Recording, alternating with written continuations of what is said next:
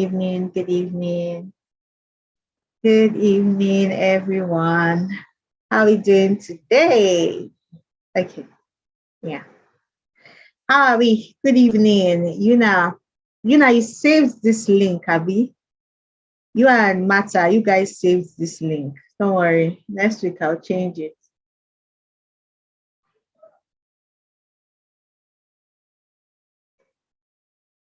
Welcome, everyone. Good evening.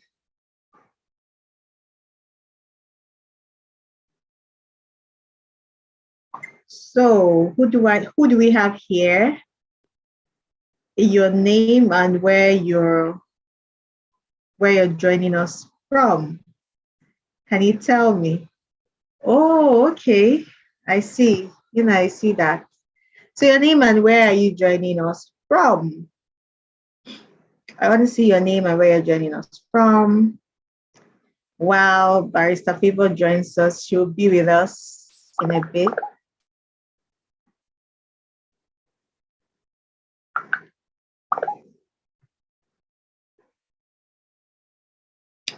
Okay, let me check YouTube. Good evening, Victoria. Good evening to your dad. Good evening, Immaculate. Latifa, Yetunde, Christabel, Teresa. Yeah. Welcome everyone. Welcome everyone. Welcome. Thank you for being prompt. Thank you. Hi, Mata. How are you? Can you unmute yourself?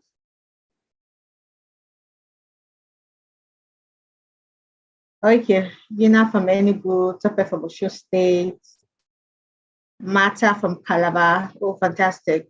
Ruth from Ilori. Mata, can you unmute yourself? I want to ask you a few questions. Hello, good evening. Good evening, Mata. Good evening. Welcome. How are you doing?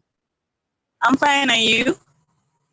Fine. Will you mind us seeing your face, or you're not good for a video tonight? No, I'm not properly dressed. Okay, so can you share with us your experience with the bootcamp so far? It's been 4 whole weeks, like 4 whole weeks. Okay. How's it been? Okay, my experience so far has been awesome. And I like the way you have structured the lesson from one level to the other. They are flowing, they're interconnected. My question at the beginning was, okay, when we get the skills, how are we going to market it? And right now, that is what we are answering, how we are going to set our cost and everything. I would say I've learned a lot so far. You're just reading our mind, and you're not just teaching us, giving us the idea, you're telling us how to market it, the value outside there and everything. I would say I've been blessed being on this program. Thank you very much, Thank you for sharing. Fantastic. Thank you. Are you done with your week 4 lessons? No, I'm almost done. I'll finish this night. Fantastic. Wow. Well done. Thank you for sharing. Sarah, Azuka Sarah, how are you? Sarah from Lagos, welcome. Fine. Good evening, ma'am. Good evening. How you doing? Will you like us to spotlight your face? No. Okay, so I want to hear, how's your experience been with the bootcamp so far? Words can't really express it. I'm just dumbfounded. I don't know. This is my first time experiencing this kind of a thing in a free lesson. Wow. Nobody does that. We do that in Tech Tree. Thank you. That's true. So how has it been? What has been your greatest light bulb moments? Like, if you look at the top 3 things so far in the last 4 weeks that actually have hit you the most, what would you say? Actually, I can't get over the Canva lesson because I'm a fashion designer, and pictures, videos, they are one of the important thing I need really. So going through the Canva lesson, it has really helped me a lot. And the video lessons too. Those two are very, very dear to my heart. I really can't explain how I really appreciate Miss Grace and Miss Excellence, both of you, for that. Really appreciate that. Oh, Thank you. fantastic. So that means you love design. You have an eye for design. Yes. Yes. Fantastic. So good to hear. Thank you for sharing. So our speaker is here with us. We'll continue with others later. Welcome, everyone. Good evening. My name is Excellence Joshua, and those in the Tech of Girls will actually know me already. But because this coaching call is open to everyone, so I just have to reintroduce myself. So Techie Train Incubator is a training and outsourcing arm that is focused on hacking the gender employment gap, especially in Africa. We're trying to bridge that gap to providing employment for women, but we also understand that you can't provide work if they are not well skilled for the work. And our own focus is towards and through technology. We focus on outsourcing primarily for women to be able to work remotely because we are very particular about balance. So you being able to work remotely is very important to us, and we're equipping these women to be able to do that from anywhere they are all over the world and work for people just anywhere. And they can actually still thrive running their homes and being all that they can be. So that is what we are actually focused on at the Techie Train. Now, the Tech Up Girls is an initiative of the Techie Train Incubator Foundation, which is a CSR project under the Techie Train. It is absolutely funded by God Almighty and the Techie Train Incubator itself. And everybody on the team is actually a volunteer, from my partner and vice president, Ms. Chika Oyemelukwe. You see Ezechi, but she's also Oyemelukwe, she's married. And then we also have the program coordinator, Mariam, and then we have the creative lead, Isaac, and we have all the mentors that you will see on our website and you have met and you will continue to meet. We also have an exceptional content creator, Grace, Joshua, my sister, and my very, very first student in the tech space. And I am so excited that we get to do this together. I need you all to know this because it takes an army. It takes an army. It's not just me. It's a whole lot of work. You might see me behind the courses. You might see my writing, yes, my text, but it's really beyond that. And I'm grateful to all those that have supported us over the years. Key to mention the Benga Hashim Foundation. The Mr. Benga Hashim has supported this from the beginning, as well as some friends, and it's just been helped. We've been helped. Even this time around, we've also had amazing people supporting us. So many to mention that I am actually going to mention them. But because we have a short time today, I'm not going to be going into that. But I'm specifically mentioning this because of the speaker we have today. The speaker we have today is someone that is very dear to my heart. One of the most brilliant people I know, especially in the legal profession. The beautiful thing about the online media is that most of the people in my space currently right now, I met them online. Yeah, online. And I also met Barrister Favour online, and she has been phenomenal.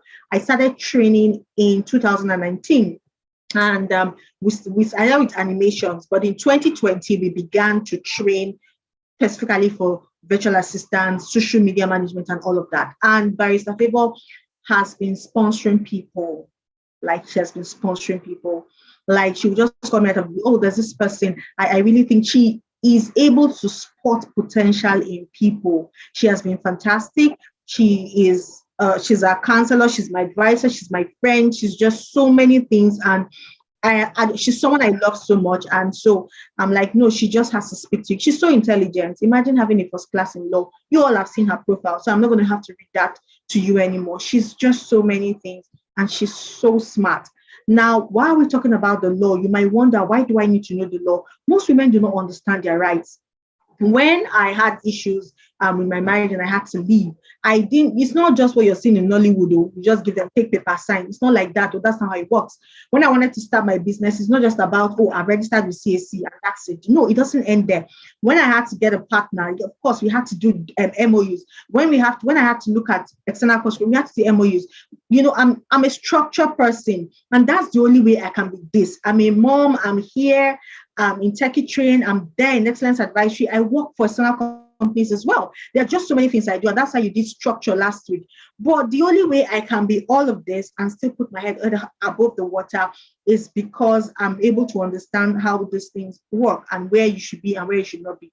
And as a young girl, when it comes to relationship, when it comes to taking job offers, when it comes, especially when it comes to working remotely and so many things, most of us do not understand our rights, and clients are talking to you anyhow, and you don't even know where to start.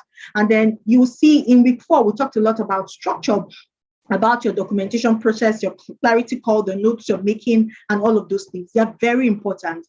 So Barrister Favour is just here going to be talking to us everything about she and the law. I trust her 100% on this topic. She's passionate about young women, older women, like women in general, and then the youth as well. She's just as selfless can be.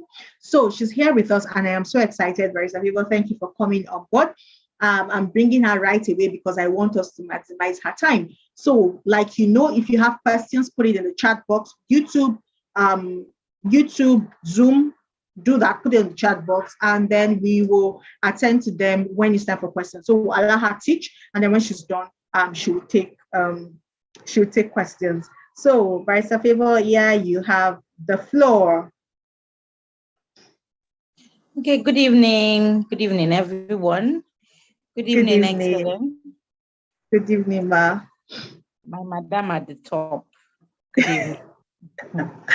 Good evening, Ma. Okay. Yeah, I'm gonna start video so that.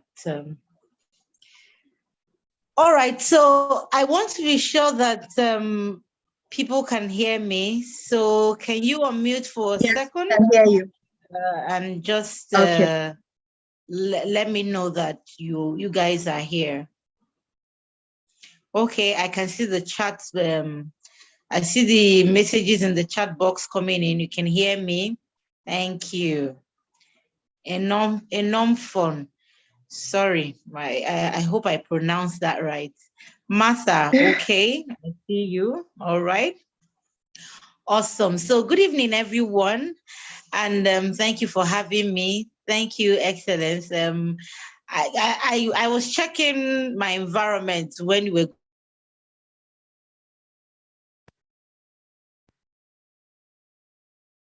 going on to be. So thank you for all the hyping. You are a pretty amazing person yourself, but I'm not going to get on that today because if I begin to talk about that, I'm sure that I will shoot out all my time talking about you. Thank you again for deeming me fit to do this.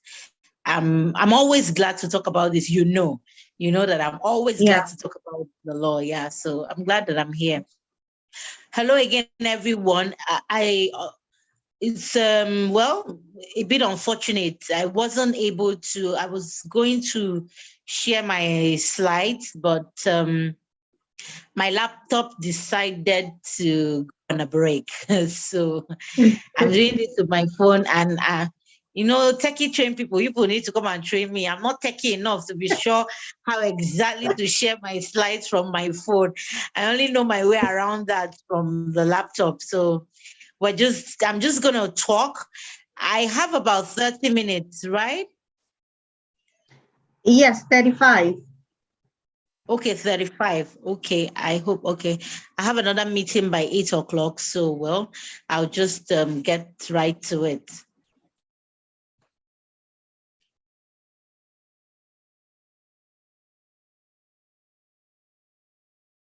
Okay, so the first place to start is to ask the question, what is the law? I heard Excellence mentioning that a lot of people wonder, or some of you on the call may be wondering, why are we talking about rights? Why are we talking about the law? So the good place to begin is to find out what the law is. And so we now know why it is relevant to us, especially those of us who are in the tech world or who are aspiring to be in the tech world, and beyond that, just do the best that we can with our lives. So what is the law?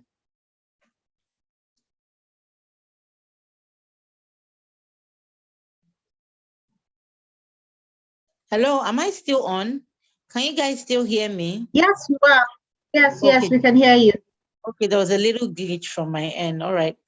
Okay, so I'm going to give first a dictionary meaning. So the law can be a rule defining behavior in a particular environment or in a particular community. Now, General Dictionary, Oxford Dictionary says the law is a system of rules which a particular country or community recognizes as regulating the actions of its members and which it may enforce by the imposition of penalties. So simply put, the law is a set of rules, all right? Now bringing it home, for those of us who are a part of the Tech Up Girls, there was a process. You heard about the opening. I think there was an application or a form to fill to indicate interest.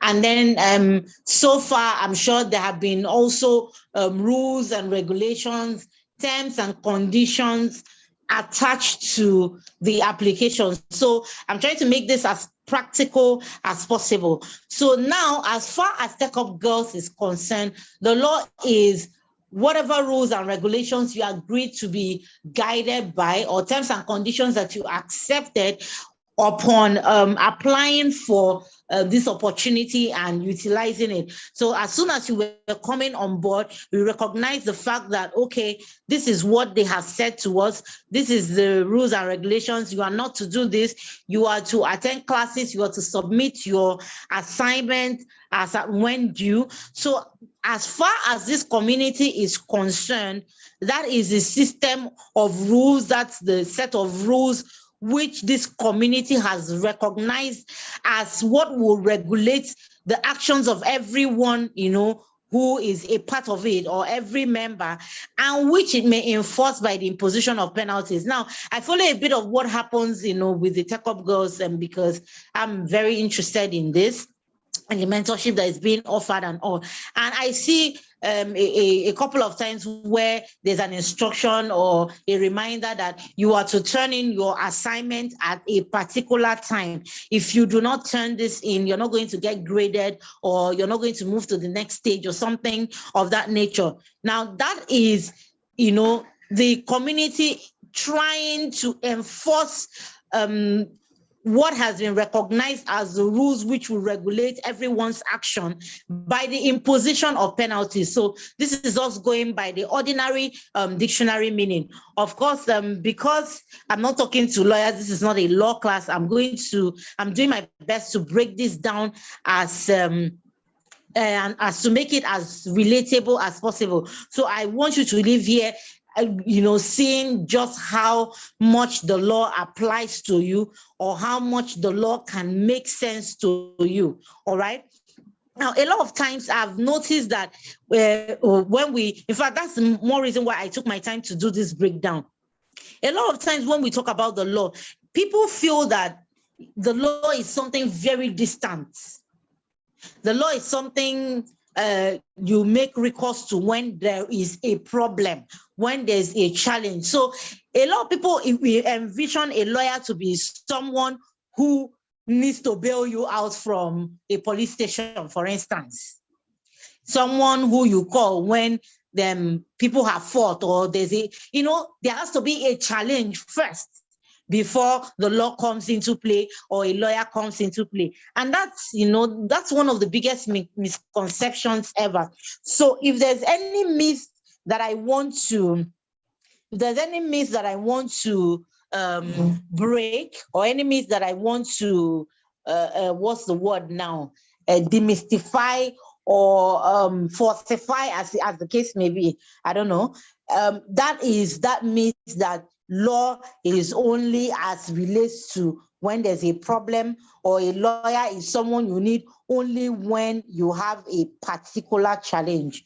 That is so wrong. So it's key that we understand, that we have this background introduction, it will help our conversation. So when you understand that the law for every community that you find yourself in, and of course for every one of us, I heard someone mention during the assessment or something that Excellence was doing, someone mentioned that she's a fashion designer, for instance, and that she was very excited about doing this because of what it did or how it would help what she already does. Now, what you already do is a community that you also belong to. So for instance, for someone who runs a fashion house, there are what's the word now? There are organizations, there are associations. I don't know how it works, but I know that for practically every field of endeavor, there are associations, organizations, institutions that are either regulating it or guiding it, or that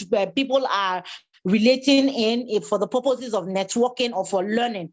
And for each of these communities, there are rules and regulations guiding it. For each profession, for each industry, for wherever, any sphere of life where you find yourself, there are rules and regulations. There are things that guide it, which you can refer to as the law, as the case may be. So the law is not something that has to do with just the lawyer or trouble, or it is a set of things that guide, expected regulations that you already know that you find yourself in. So that's key. And now, having said that,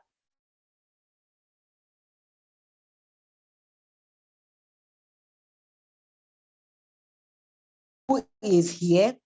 In what way does the law now I've explained law generically, all right? But now I'm talking.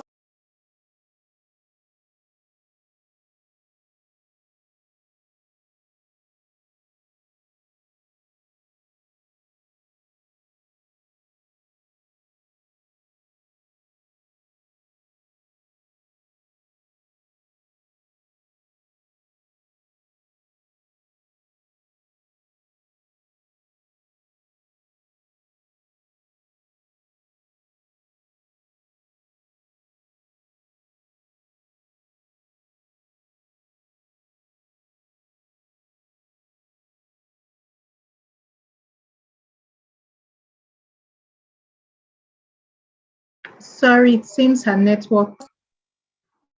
Okay.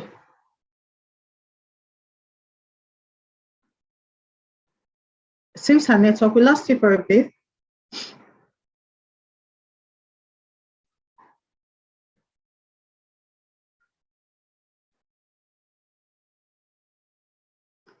It seems her network is a little bit. Oh my goodness, I don't know what's happening. Can you hear me now? Okay, we can hear you now. Yeah, we can hear you now. We lost you for a bit, but we can hear you now. Okay, so what was the last thing you heard? So I know where to continue from, please. You had laid the foundation, and you were like, after, now that we have laid that, so you were trying to build on it to understand what the law was. Okay, so I said that that's now that was me explaining the law generically, but then we're going to do a bit of restrictive in the sense of the laws that govern the countries. I didn't want to say just Nigeria, because I think that there are people from other countries who are a part of the Tech Up Girls. So the laws that govern the countries that you are domiciled in or resident in, or your birth country, as it concerns females. So that's what we're going to, that's now the area that we're talking about the law. So we've agreed that there's a generic expression or the generic area of law, which is the rules that can guide you within a particular community and all. But now we're talking about the laws that guide our actions, or that guide, regulate what can happen with women in their countries. But then I'm going to now narrow it down to the laws that guide what can happen, or the rights of women in Nigeria, because that's where I am, that's where I practice. So I'm going to use that as my reference point. So very quickly, we are, I'll just do a quick overview, and then I'll do a bit of breaking down. So particularly, this will make a lot of sense to anyone who not just lives in Nigeria, but any of our surrounding African countries, as it were. It's a common thing that our laws are kind of reflective of our cultural values, okay? And what this portends for us is that a lot of our laws are discriminatory against women. At least that's what it used to be. You know, our ground norms when I say ground norms, I mean that to say that the laws that we started with, you know, when after we were colonized by the British, and then we gained our independence and began to make our own local laws, they, for the most part, reflected what our cultural values were, which included that women, you know, were basically, so to speak, women were meant to be, so to speak, heard and not seen, yeah? Seen and not heard. So a woman is, we know you're there, but, you know, you're not entitled to anything. You're not entitled to the right to speak in the family. You're not entitled to property. You're not entitled to work.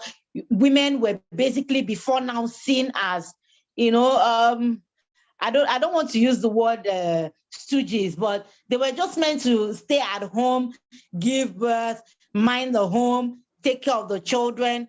But of course, we know that times have changed, and to a large extent, that's why we're here now. That's why we can have venues where women are being particularly trained, you know. Before now, most families, it would be the case that if there was someone who was going to get any special training, it would be the male child. So a lot of the laws that we have in Nigeria, and I dare say in a couple of other neighboring countries, are reflective of these values. So a good number of them are quite discriminatory. So you have laws that are barring women. I'll give an instance. Section 56 of what we call the Labor Act barred women, you know, from being employed in night work, except as a nurse. Now, so if a woman decided that she wanted to do something else or do any other kind of work that required her to work at night, she was barred from doing that work. Why? Because she's a woman. We have section 118 of the Police Act, which prevented married women from seeking enlistment in the Nigerian police force. We had section, unfortunately, this one is even not in the past tense. We have section 55 of the Penal Code, which is applicable in the northern part of Nigeria, where husbands are permitted to chastise their wives. Now, when we talk about chastising their wives, we mean like literally, like actually flog their wives. You know, that's crazy, I know, but this is just an idea of, you know, where we are coming from, and then what we hope that will be the case in the future, in the very near future. We've made quite some progress, and I'm going to address that shortly. All right. So we also had very discriminatory customary practices, you know, where women were deemed not to be eligible to own property or inherit property from their father's house. So if a man had just, and there are cases to that effect. Of course, those of us from communities may have also experienced, you know, stuff like that in the course of relating with people or our relatives or hearing stories. There are cases where a locus classicus in Nigerian law, what we call locus classicus, is like, you know, a well-known case that decided that is Mojeku and Mejoku, where a man had just female children and they were disinherited. Good enough. Like I said, I'm going to talk about reforms. So yeah, I'll mention that when I'm talking about reforms. But, you know, that case and the case of Ukeje and Okeje are two cases that it came to limelight that women were disinherited. Like, these people had rights. I think in one of the cases, the lady was just, it was just one female child, I think. One female child. And the community said, oh no, because our laws say a woman cannot inherit property, everything your father owned was going to go to other people, was going to devolve to other people. Now, the good thing is that this person or the people who are involved in the two major cases I just mentioned, they refused to stick with this. They said no. They said no to it, and we'll see how that helps them very shortly. Okay, so I'm sorry, but I'm trying to really talk very fast. I have a whole lot to talk about, and I have a really short time, but I'm hoping that you're grasping and I'm making some sense. So forgive me if it seems like I'm in a bit of a rush. I just want to see that we cover a bit of ground. I didn't just want to get into it. I wanted to give a background where we have been. Of course, there are also provisions in, for instance, I mentioned again the Police Act, where if a female police officer was to get pregnant, she would have to be suspended or something along those lines, So very funny. In fact, recently I saw another one. I saw what's it called? A circular or an information from I think either the Nigerian police or the Nigerian, I think that would be the Nigerian police, saying that female officers who are resident in the barracks, in the official barracks with their families, would need to move out. Why? That didn't make any sense to me, but these are examples of the kind of discriminatory laws that we've had in place before now. Now, how does this affect you? Every day, like I have said, the law is something that affects your everyday life.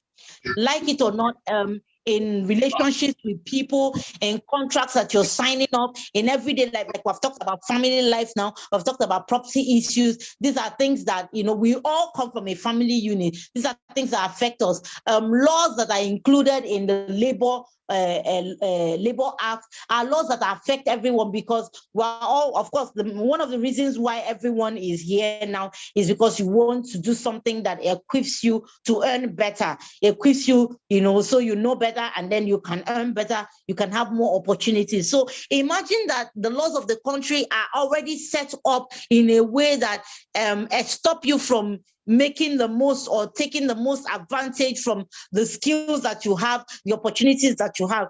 And this is why it is important that we know what the law used to be, where the law is, and then whenever we find ourselves in the opportunities to advocate or to lend our voice to policy making or policy formation, we know that these are things that affect us as human beings, affect not just us now, but even the generation that is coming right next after us, if we don't have these things addressed. All right. So luckily, we have certain reforms that have come up so far.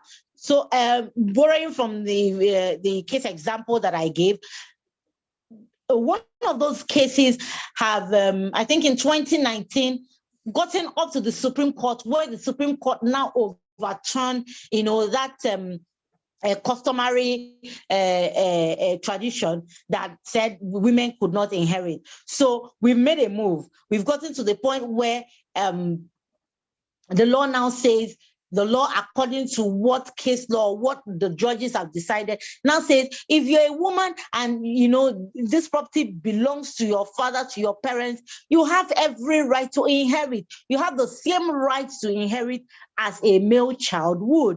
All right. So this is a very key area, because yes, you are in tech, you are in this, you are in fashion, you're working as a doctor, you're doing stuff, like it or not, everything that we do, boils down to us wanting to make impact, and then from making impact, also make economic progress.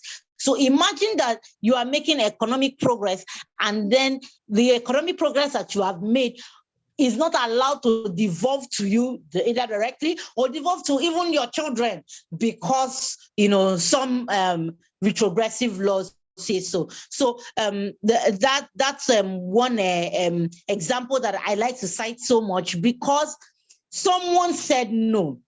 Now, the thing about discriminatory laws or any rights or infringement of women is that someone has to speak up.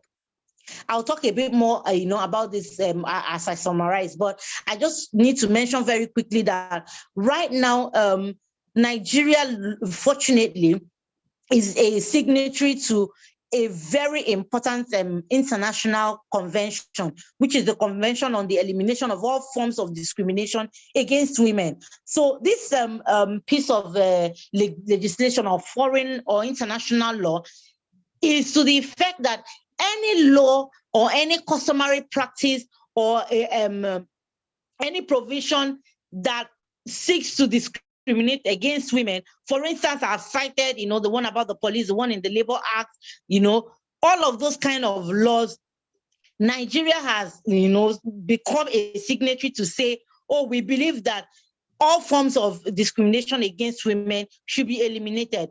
Now, I wish that this was all there is to it. Unfortunately, some states, the way the law works, this is not a law class I explained earlier. I'm trying to break this down as much as possible. The way the law works is that if a country signs or becomes a signatory to an international law like this, the states in the country, especially for a country like Nigeria, where we run a federal system and the states have autonomy, the states also have to now make, the provisions of that international law a part of our own local laws, so that people can, the way laws get changed, the way things evolve in society. Like I gave this instance now, is that if there's an infringement on what the law says is supposed to be your right, someone has to bring it, to the attention of the authorities. The authorities, of course, have no mechanism to, on their own, know that this right is being infringed on. So someone has to bring it to court,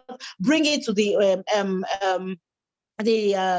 right authority, appropriate authority, and say, this is what is happening, and stand for it. And that's what happened in Mojeku and Mojeku. So these women, decided that, oh, we're going to see this through. So they started from the High Court to the Appeal Court to Supreme Court until the judgment, came in their favor and said, this is what is right. Now, what is applicable to us, apart from the general one, is that a lot of times we see what is wrong in the society, and people say, this is Nigeria. And for others who are maybe from another country, people say, this is our country, this cannot happen here. But in all honesty, you do not know what will happen, what can happen, or what will not happen until someone has tested the law, until someone has demanded for what is right, okay? Now, another legal reform that has come up is the enactment of national gender policy. Oh my God, I see that my time is really fast spent. Okay. Enactment of the Child Rights Act, which also specifies certain rights that are pertinent to the child who is a female, the girl child, as it were. And then we have the violence, the Violence Against People's Prohibition Act, that talks about, that deals with a lot of the issues that women face in terms of assault in the workplace. In fact, very recently, also the Nigerian Bar Association, which is the association that guides lawyers, came up with another working document that militates against assault in the workplace. Very important, because that's another issue that women face a lot of times. All right. So now, having talked about the things that are wrong or the discriminating, this is not exhaustive at all. I'm just picking at, a bit of specific things, so I can just try and touch on everything. So I've talked about a bit of inheritance rights and a bit of discriminatory rights in the workplace, and, some of the legal reforms that have dealt with it. So now I want to specifically mention what your rights are as a female in Nigeria, using Nigeria, as a case study or an inference point. So I'd like to say, I wish that I could say that as a female in Nigeria, you have the right to education. However, the right to education is included in what the chapter that we call a non-justiciable chapter in the Nigerian Constitution. Of course, I take it for granted that everyone knows that the ground norm or the foundation of all the laws in Nigeria is the 1999 Constitution of the Federal Republic of Nigeria. You can pick a copy. You can even download a copy of the Constitution from your phone. Everyone should have, that. Everyone should look at it. Now, Chapter 4 of the Constitution talks about fundamental human rights. Now, those fundamental human rights are, applicable to everyone who, is in Nigeria. Everyone who is in Nigeria. It's your fundamental right. So you have the right to life, you have the right to dignity of person, you have the right to freedom of movement, unless you have been arrested for a crime that is known to law. You have the right to your liberty. You have the right to freedom from discrimination, which is the one that we've talked about here. And then we have Chapter 2. Okay, let me explain this. Every right under Chapter 4, I can send a link, or I send the Constitution so everyone can just have a look, because this is something that affects your everyday life. Okay, it's not something you wait for when there's a challenge for you to know what it is. These are basic rights that everyone should know.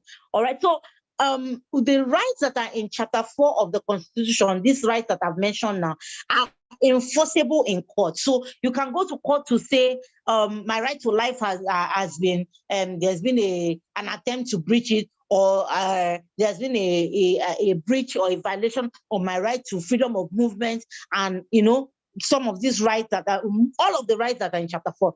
But unfortunately, women or rights to education in Nigeria falls under Chapter 2 of the Constitution, which is what we refer to as non-justiciable rights. Now, these are rights to education, rights to health, rights to welfare. Those are rights that right now the Nigerian Constitution does not yet recognize as laws that you can go to court to ask the court to enforce it.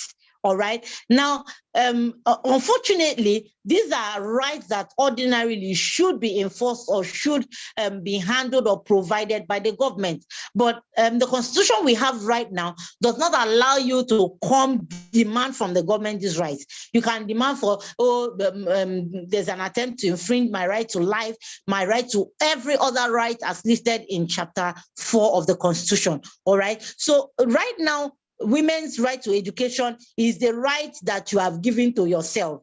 But then there are interesting parts, in those provisions that I want to bring to attention, especially, within the milieu of what we're doing. Every woman has, or every girl child has equal access, to participation in basic education. And this is one key area that has moved us from where we used to be. Okay, so before now, a good number of us may know, and like I've mentioned, it used to be the emphasis that if someone was to get trained in the family, focus will be on the children, on the male children. All right. Now, right now we are having provision of scholarship schemes by, some government bodies and even NGOs for girls to have a better shot at education. And of course, that is the umbrella under which the partnership or the training that Tech Up Girls, has provided is coming, because there is now equal access. Our rights have now provided for equal access to education, to opportunities. Also, the law has provided that before now, it used to be that women earned unfair wages. So you could see that a man and a woman would be doing the same job, having the same job description, and the man will be earning way higher than the woman. In fact, I have experienced this myself. There are a number of institutions, even both private and government institutions, that you want to apply to, and they will say, we don't want a woman. We don't want their wahala. After now, they'll say their children, their husband, this won't happen. Oh, their menstrual period. Meanwhile, these are roles that nature, assigned to us. we did not assign these roles to ourselves. So no woman assigned to herself the role of childbearing. No woman assigned to herself the role of childbearing, being the homemaker, the wife. It is nature that assigned those roles to us. No woman decided on her own that, oh, I'm going to be having a monthly flow. So we now announce, so to speak, by these retrogressive laws, being punished for roles that we did not take on by ourselves. And it ought not to be so. So agitations from advocates, from CSOs, from NGOs, eventually has gotten to the point where we now have some of these laws reformed and amended to reflect what should be, which is that right now, every woman is entitled to equal pay for equal work. So, assuming that you are, after this training, you get an employment, you get employed by an organization or an institutional body, and there's a male counterpart, you are entitled to the same pay. And it didn't used to be like that. So we've made moves. That is one of the rights that we are entitled to. Okay. Now, I want to talk about a particular right that a lot of us, I'm going to move a bit from the work area. Now, the health area, you know, we can have all of this conversation and have this training and move up the career path because we are well and good. Now imagine that your health gets attacked for any reason. The quality of life that you will live will drop drastically. All right, but a lot of us do not know that there are policies that have been set in place. In fact, this is oh my goodness. Okay, I'm going to try to wrap this up. There are policies in place. I'm going to mention specifically the health. This network is at it again. Can you guys hear me, please? Can you hear me? I can hear you, ma. Yes. Oh, yes, okay. We can hear you. Yes, we can hear you.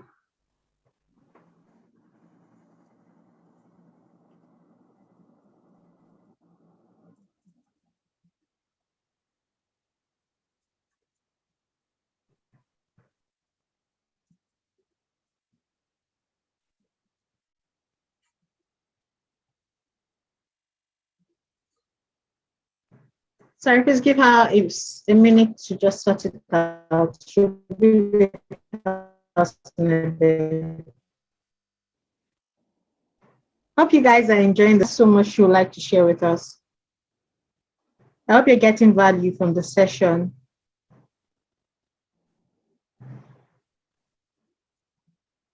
Can you all hear me? I can hear you.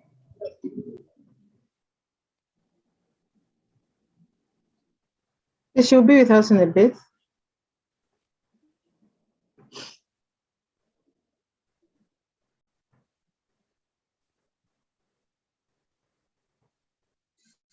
Oh, we have just a few minutes left. So yeah, we can't take so much, but then you can always connect with her. She's the founder of Legally Informed, and she's always dishing out value, like back to back, things you never knew existed, your rights, and then how to weave with the law. She's always volunteering for causes for women and children, especially in Nigeria, but globally as well. So you can always connect with her, and she's everly ready to speak and to help and to counsel and to guide. Okay, so she's speaking now, but we can't really hear her. I guess that's the network. Okay, I think I'm back. Yeah, we can hear you now. Welcome. Hello? Yes, we can hear you now.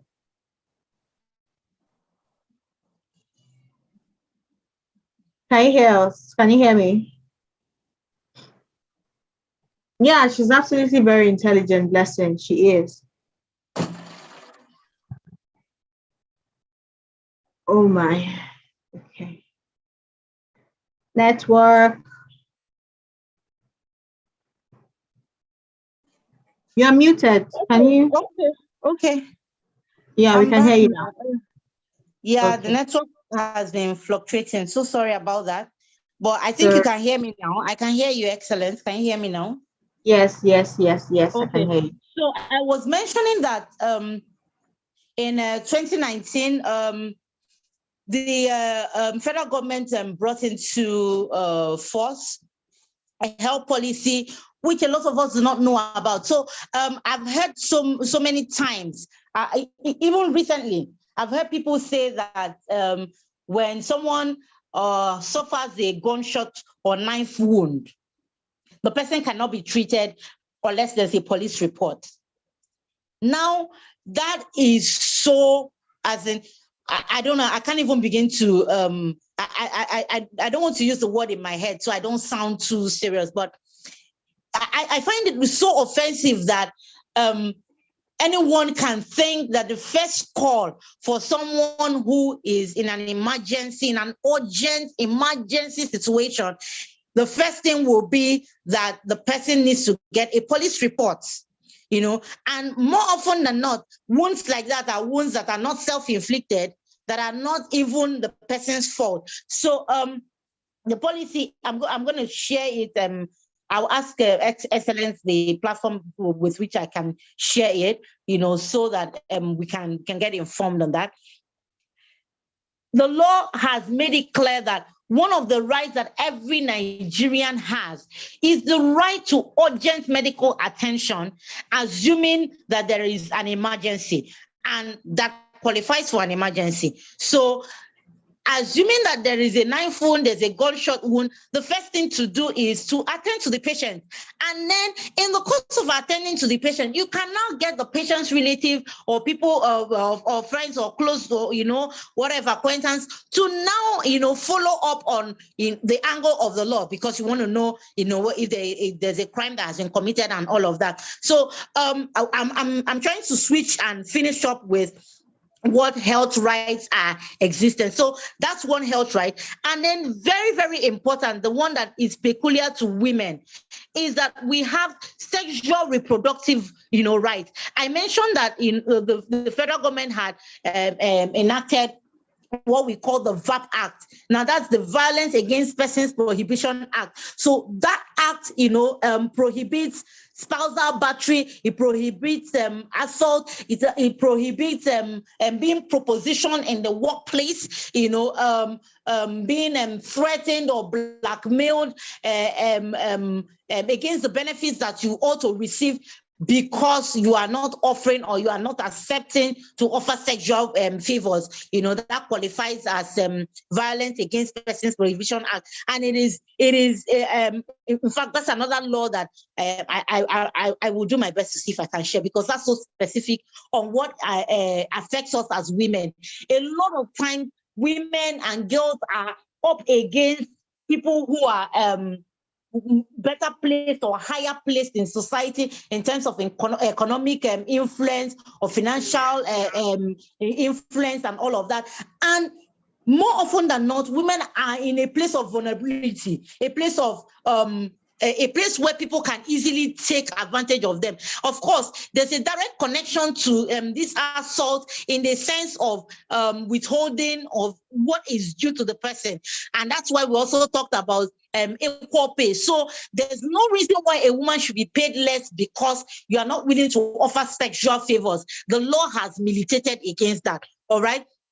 Section 54 of the Labor Act goes further to also emphasize or instruct that every woman has the right to, oh God, there are just so many rights to talk about. Every woman, I'm trying to deal with the key ones. Every woman has the right to, is entitled to maternity leave.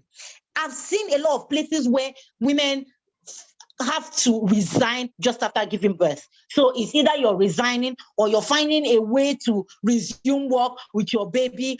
And that is so wrong. The law militates against it. Now, I know that one of the questions that people, usually ask when we talk about the law, as Nigeria or some of the African countries are concerned, what do we do about it? Hello, can you guys still hear me, please?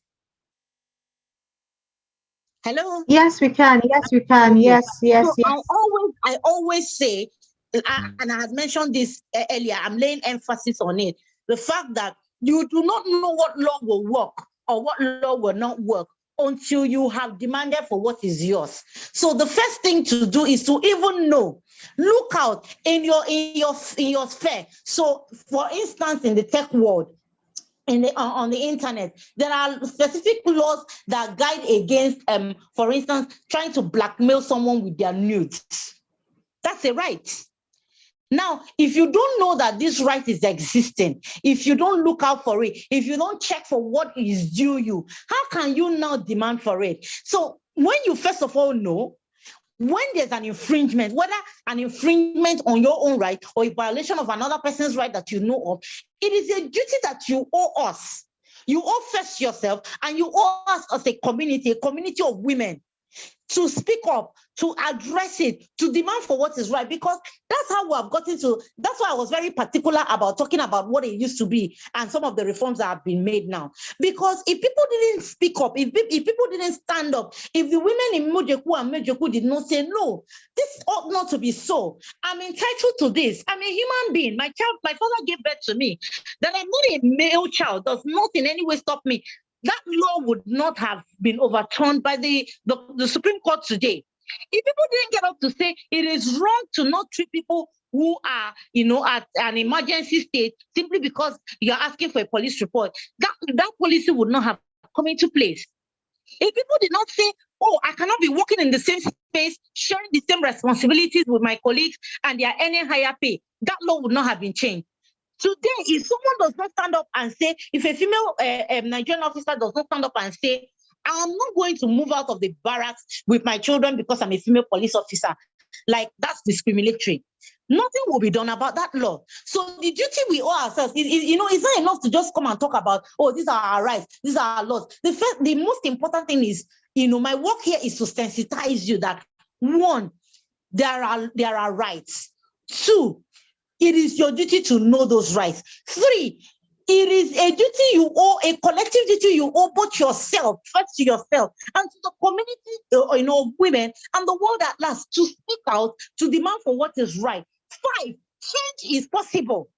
When you demand for what is right, that's when you know what. For instance, I run a series on my social media pages where I talk about a few of these rights and all as much as I can afford to, because I used to do it more consistently, but I got quite busier. But I remember one of the times that I talked about it, and someone mentioned I talked about how the electricity companies, the discos as they are called, do not have the right to disconnect your light unless they have given you notice. They have given you notice beforehand, or they have sent you a bill. And that if they have sent you a bill and you brought it to their attention that there's something wrong with that bill and they have not dealt with it, they have no right to disconnect your light. And when I posted that, people said, oh, no, in Nigeria, is this possible? Good enough. Some people came on that post and said, this is actually what it is. You have not tried it. You don't know. You've not made any attempts. In fact, there are people, I have a client who has sued, these electricity companies to say, you disconnected me without giving me notice as required by the law. And not only did he get judgment in his favor, his light was reconnected, and then the court awarded damages in his favor. So imagine that this person did not step out to ask for this. My point is, change is possible. Our rights are there. There are a number of things that a number of rights that the law recognizes, and like I've mentioned, your right to education, even though right now it's still not justiciable, but at least there is equal access and participation, and no one can take that away from you. There are the basic rights that are applicable, to all of us, inalienable, just because you are a Nigerian, just because you're a human being, and those are called fundamental human rights as listed in Chapter 4 of the Constitution. And then there are those that are specific to you, as included in either the Child Rights Act as pertaining females, and then there's the ones that are included in the VAP Act, protecting women from assault, protecting women from battery, and all of that. So there are those in the Labor Act protecting your right to work, your right to maternity leave, your right to holidays, your right to leave of absence, your right to notice before your employment is terminated. There are just a great number of them. But what I would want to achieve here today is, apart from highlighting this right, is to ignite in you, ignite in everyone the sensitivity, that alertness to say, for every circumstance I find myself, I need to understand that there's a law guiding this particular milieu, that the law is not something abstract, it's something tangible. It guides your life, it guides your regulations with people, with work, with health, with family, with every, and that if you look at all the areas I've touched, these are covering different aspects of life: health, work, life, family, property, etc. So you see that the law is tangible. It's something that you interface with every day. As you go to work, there are laws guiding how traffic is moved. There are laws guiding a lot of you see it every day. So I'd be happy if even if all you took away from here is the fact that there are rights and that it is your duty to not just look out, know them, but also call for action where you see an infringement and violation of these laws. I'm really sorry that I couldn't go, talking about a lot of the things I wanted to talk about, because our time is not just fast spent, but already gone. I have a meeting already for 8 o'clock, so I'm late. I do hope that this has made some sense to you, and that most importantly, you begin to look at law from a practical aspect, something that you live with daily, something that affects your everyday life, and not something that is abstract. All right, so I'm going to yield the stage to Excellence. Thank you again, everyone, for having me. I'm grateful. Wow, this is amazing. We don't even want you to go. Oh my God, it's just so good. So we're going to allow you to go for your meeting. I will send you the link to the YouTube channel where this is being streamed. So whatever questions are being asked, you can answer when you're done. And then I'm going to create a Facebook Q&A in the Facebook group where you are, so that they can also ask whatever questions they might have, and then you answer. We don't want to hold you from your meeting, but oh my God, it is so good. Like, I feel powered. See the chat box, they're all saying the same thing. How do you guys feel about this? Oh my God, so good. So good. So we think you should write a book, Ma, about this. Like no, really, because one thing is about knowing the law. Yeah. Another thing is about being able to interpret it properly, and all of that, and being able to understand what it's saying and where you stand on the side of the law and all of those things. And you just do it so well, with ease. Like, look at me, you're just flowing. Like, oh my God, you might know this, but you might not know how it applies to you. And then, oh my God, it is just so good. Thank you. They're all saying thank you on YouTube. Thank you so much for having me. Yeah, I will look forward to your questions. Please feel free to shoot them, and I will address them. Yeah. I'll just tag you to the Q&A. I'll tag it to the Q&A on Facebook, and then send you the link on YouTube as well, so you can just answer their questions if they have any. Okay. Thank you so much. Thank you, everyone. Yeah. Enjoy the rest of your time. You. All right. Bye. Whoa. Yeah, she's so intelligent. She's just freaking amazing.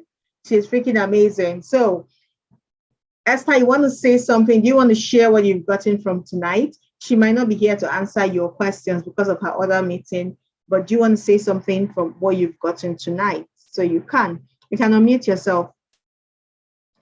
In the next 5 minutes, we're wrapping this up. We really don't want to take too much of our time, data, and all of that. Esther Oforiwa, did you make a mistake putting up your hands? Was that a mistake? All right. Okay, yeah, say something, just you, and then I'll just give some announcements and we'll be done for tonight. You can unmute, Chinayera. Okay, good evening, everyone. Can you hear me? Yes, okay. We can. Please, I have a question. I understand that we females, we have rights and everything, but the thing is, taking a particular case to court. The thing is, most females, one thing I understand is that most females are actually financially challenged, especially when it comes to them trying to prove a point to a particular person that had maybe given them or mistreated them in some way, and the law is on their side. They are fully aware that the law is on their side, but the thing is, it's actually really expensive to take these people to court most times. And Um, you think of the financial challenge on your side and the stress you put yourself through, and you just like, let me just let go of this. And I've seen this a lot of times. People just, oh, probably they're molested at their office or one challenge or the other from a male counterpart, and they just let everything go just because they know that probably they're not financially well to do to take this person to court, especially okay, here so in Nigeria. I want you to ask this question again in the Facebook group so she can answer this, but I'm going to answer from my own point of view. That's why we are doing what we're doing. That's why we're empowering you to have your money. I say this a million times. In fact, it's become so much into me that if I'm writing or saying anything, I'm saying it. Society is not kind to helpless women. It is not kind to helpless women. The first lawyer I spoke to about helping me process my divorce was going to charge me 2.5 million naira. Wow. I'm like, after all I went through, after all I suffered, with all the overwhelming evidence, they should even trash this marriage in the first place. Why would I have to pay this much for this? I was in so much pain. I was angry. But trust me, there's no sentiment in this thing. It's not about emotions. You just have to pay. You have to have your money.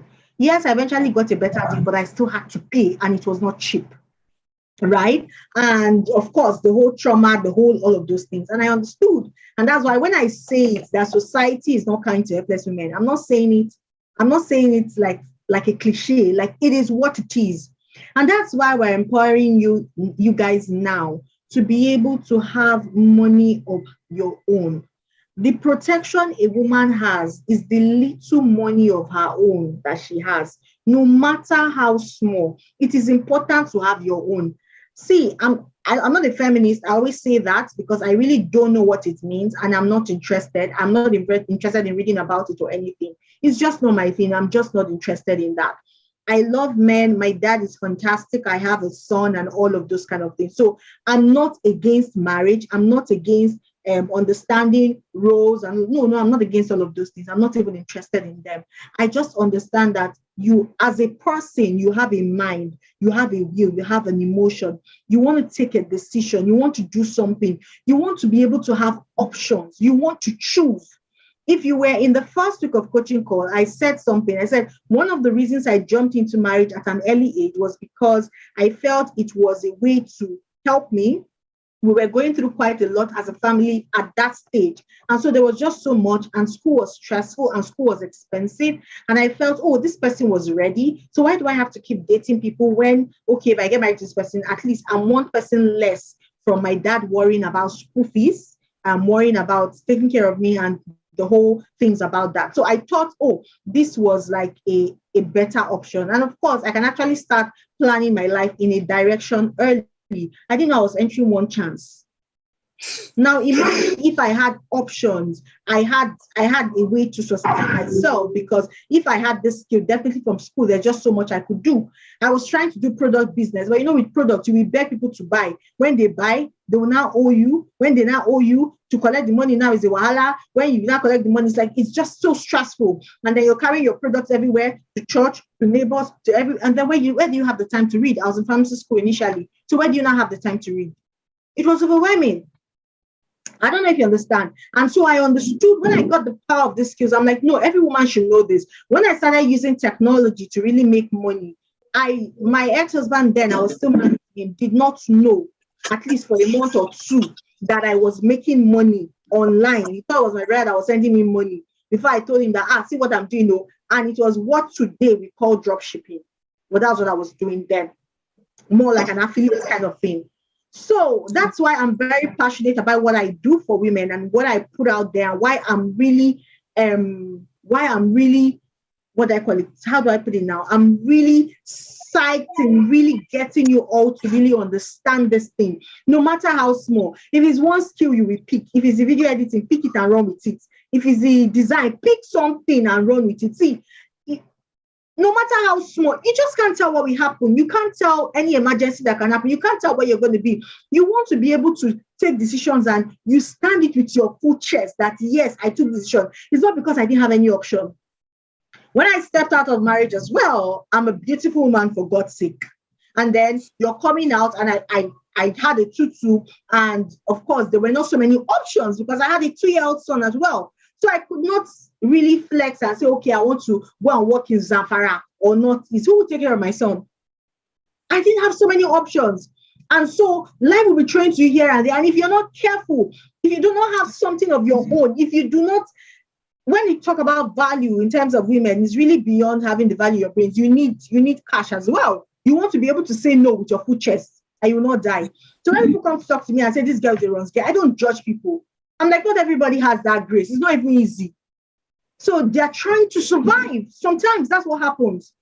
And then they're not able to say no because you don't have a choice. And then there's one demand somewhere here and there. Many people are in that shoes. So it is very important, no matter how small, have something of your own. And then when you have a skill, it is a service. What you're exchanging for that money is mostly your time. Run with it. What we are giving you in Table Girls Initiative is gold. And I need you to take it. It is basic. Oh, people think it's intense. Me, I still feel it's basic. Because when I look at it, I'm like, oh, this thing, should I put more? But if it's just so much already. But it is still basic. If I were you, take it. I always tell people, ideas everybody gets ideas, right? But the person that's significant is that person that takes it, molds it, reforms it, transforms it, and run with it. Take whatever it is we've given you, go to YouTube, go to Google, check blogs, research, read, understudy, buy books, and amplify it and become more. Put your leg in the water, go in all in, dive in and swim. It's now, the ball is now in your court. You kind of also, law is not cheap. The lawyers went to school now. We do advocate for it when you're not a lawyer. Now, that being said, there are also some organizations, there's FIDA, there's some organizations that advocate for women.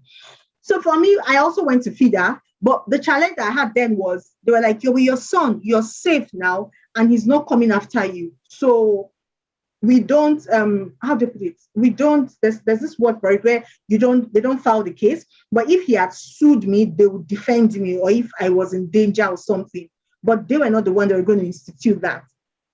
And he was not going to sue me. He was not going to, sue me for what now? So they weren't going to do that. But if he had sued me, they were going to be able to defend me. Or if I didn't have my son was still away from me or something, they were actually ready to defend me. So the organizations like that, someone told me about them. I checked them online, identified their office here in Abuja, and I went there and they sat down and listened to me. The most important thing was that they listened to me and they let me know what the options I had, and they helped me. So there are people like that. Barrister Favour works with FIDA as well. So you should go and run and follow her on Facebook. So even if you cannot afford some services, there are some things you can pick and learn. A friend of mine then, his services, I think his own was 1 million. And he's like, that's the least he can go for divorce cases, but he can only give me some tips. And number one, my marriage certificate was missing. And so he told me, go and get the certified true copy immediately, because I don't believe it's actually missing in the first place. Your ex-husband might have taken it somewhere or something. So just go and get it and keep it. For now, whenever you're ready, you're going to need that thing. So the first thing, just go and get it. So he gave me some tips that helped me. And he also told me why it was important for me to be emotionally stable before I get into that journey and before I make a final decision. He's like, don't rush. Take your time. This is how it works. And he also told me about the 2 years period that the court allows. And I'm like, I have overwhelming evidence. He's like, yes, it's there, but they will still try to allow for reconciliation. So those things helped me, and I was able to focus on other things, develop myself, grow myself, do other things. And then, so when it was time for me to face the law and all of that, my mind was even very strong. Kakaraka. I didn't need to cry for anything again. Like I had moved past that level, right? So you might want to look at it from that angle. So there are other places, but you also need to have your own money, and that's how I teach you skills. But skills, having money is not enough. We are now teaching you what you should do with what you have and how you should actually manage it and work with it. I hope that helps, Shnerim. But please ask that question again in the Facebook for Barrister Favour to answer you. I'll raise a Q&A after this, and then she will answer you. Thank you very much. I really You're appreciate welcome. it. Thank you. Okay, so let's go to Facebook and answer the many questions. I don't want us to take too much time here. I hope we got value for our time tonight. Elizabeth, you want to say something? So 1 minute. Sorry, I'm focused on the people on Zoom. People on YouTube, I'll still come and check you out. Elizabeth, Hello, 1 minute. Yeah. good evening, Ma. Good evening. I'm so grateful for this opportunity to ask this question. While you were talking, I kind of like remember because I think I was having a conversation with my friend, and then I was like, you know, I hardly see pregnant women who are not married in an organization, and it struck me because I'm like, why? Is it that when somebody isn't married and she just mistakenly got pregnant, she'll be forced to leave to work or something? I mean, what are the measures put in place? Because hardly have I seen any woman that isn't married, a pregnant woman that isn't married working in a company. She has to be married. I mean, how does that help her in this world where she has to fend for herself, where she has to fend for her born child? I think it's actually, I don't know if it's a moral standard that I don't understand what it is. Is there like a law that has been put in place to help these women? I don't know. It's just something I think Barrister Favour already answered that the law is actually against that, but people are doing it and people don't know. And I choose not to see it as a way of pregnant women. So for me, when I was pregnant, for the very first 5 months, I was on and off the hospital. I had what we call hyperemesis, and it was really bad. It was really bad. And it was my first pregnancy, so it was just I was in school, but I could not attend school. So you can imagine if I was in work. And most times your employers are after profits. They're after their money. And so they don't care what is happening to you. However, I dare to say this, that if you are valuable enough, room will be made for you. So Barrister Favour has answered that yes, there are laws that protect women like that they should not lay them off and all of that. She has said that. You can rewatch the video again to pay attention. She discussed that. But I'm also saying this because I've been in organizations with the growth I have amassed by the grace of God so far, that even when I'm busy, they're still dragging me. We still want you. Just come, even if it's 1 hour per day, even if it's 1 hour per week, even if it's something, just come. We just need you, even if it's 30 minutes. Really, people are not looking at if you're pregnant and the beautiful thing about tech, I always tell people tech is a leveler. With tech, they want to ask you for your CV. With tech, nobody is looking at if you're a man or a woman. Trust me. What they're looking for is who can get the job done and who can get it done well. I don't know about maybe 5 or 10 years, but for now, it's just as green as that, right? I'm a woman, and I know that there are times where I have hormones that can be very annoying, and I just want to sleep, or I just want to shut the door. I just don't want to do anything. But when I get off from all of that, there's still an opportunity there, right? So what I always tell people, I always tell women is the odds are just against us. There are so many odds against us, so many odds against us that you cannot afford to be less. So you have to work twice as hard than a man, right? And so you can't afford not to be valuable. And that part of what we're going to be discussing in the last coaching call is not to spread yourself too wide. So I'm seeing many of you finish this course, you go and buy another course, buy another one, buy this one, sign up here, do UI UX, do data analysis, do Google, Facebook. You go and do what you owe, everything you want. And then you spread yourself too wide, master of none, jack of all trades. And then you find yourself in the next 1 year, you feel you're going around in circle. You feel I know so many things, but I'm still broke. I'm still in one corner, or I don't seem to be there yet. I'm going to discuss it in the last coaching call. So don't spread yourself too wide. Start with gaining mastery. Hold something and gain mastery in it. Every field in tech is not only those that can code that are doing fantastically well. Even if it's social media management, even if it's graphic design, you can do exceptionally well if you prove yourself valuable. There are people claiming there are no jobs. There are also people that are claiming, I don't have time. You first need to understand the gap. In one of the sessions I'm having with, I opened up for a one-on-one for people that were interested.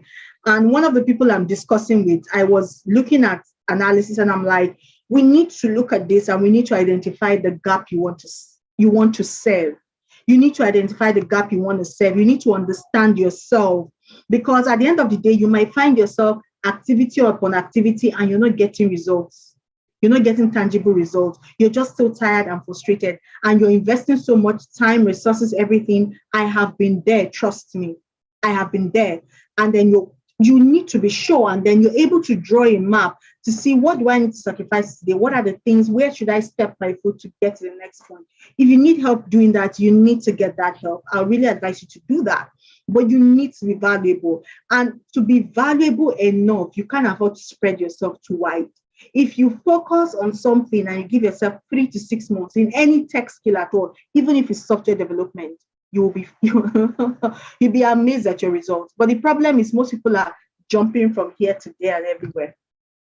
Honestly, give yourself 3 to 6 months and I draw a map for you and you see if you will not see results. It's just there. I always tell people, nobody needs to know you. I'm in my small corner in my house. I even hate to go out, right? You don't need to, I need to know one governor, you don't need all of that. You just need to be valuable enough. When you're valuable enough, you position yourself, they will find you. They will find you. Position yourself and be consistent. They will find you. It might take time. Yes, don't get me wrong. I'm not saying the money will just appear. No, it might take time. But trust me, when you are found, when you are amplified, your light will shine so bright. I'm a Christian and the Bible says kings will come to your light. Right? Gentiles to the brightness of your rising. They will find you. Yeah, they will find you. Okay.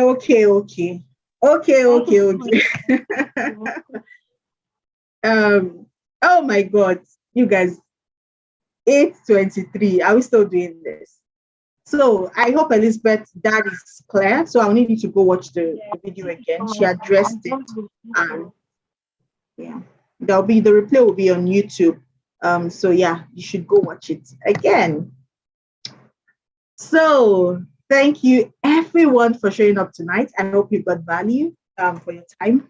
Next week coaching call, don't miss it. So there are two main announcements. Number one, if you're taking the courses on learning management system and you're not putting your identification number, you are so wrong.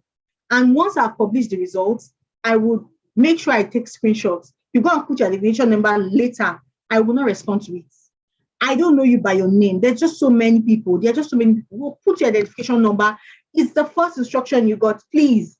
Then for your videos, please, you don't have to share another video. Some people are reposting videos. Don't do that. Just go there and edit the caption and put your identification number so I can score you properly. That's just all I'm asking. Yes, there's no assessment for week 4. It is intentional. I know it is bulky. Week 3 is bulky. So I just don't want you to be rushing to go and take final assessment when you've not actually understood it. But trust me, your final assessment in week 6 is very loaded. So it's very intentional. Week 5 will not open tomorrow. It's going to open on Sunday. We're trying to finish some things and I've not been able to finish it. But hopefully on Sunday, it will be open. So you have access to it earlier. Then coaching call next week. Dr. Lola is coming. I am super excited. Oh my God. We are so blessed and so privileged to have Dr. Lola with us.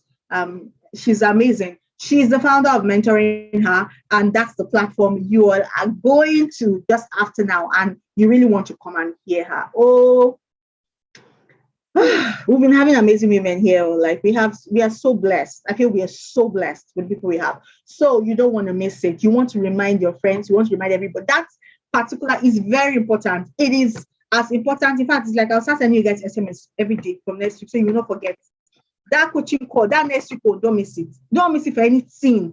Don't miss it for anything. I beg you, in the name of God. I can't speak Twi. Say that's what they speak in Ghana. I can't speak it. I can't speak French, so I don't know. But please, I'm begging you, in Igbo, Biko, Yoruba, what's Yoruba self? Emma Binu, right? I don't know. Hausa, whatever it is, please. Ejo, Yoruba is Ejo. Please, I beg you in the name of God, don't miss it. Don't miss next week. Please don't miss it. And there's time difference, and she's having to show up for us all the way from the United States. So I feel we should actually do her the honors to make the class full that day. So thank you. And maybe I'll just attach a gift that day or something. She's going to give an amazing announcement. You don't want to miss it. Like, you don't want to miss it. Save your data, charge your phone, do anything you have to do. I beg you, do not miss next week's coaching call. So thank you, everyone, and have the most amazing night ever. Bye. Good night. Good night, ma. Good night. Good night. Good night. Good night. Good night. Good night. Sophia, I wasn't directing it to you. Sorry, I'm just saying it. Good night.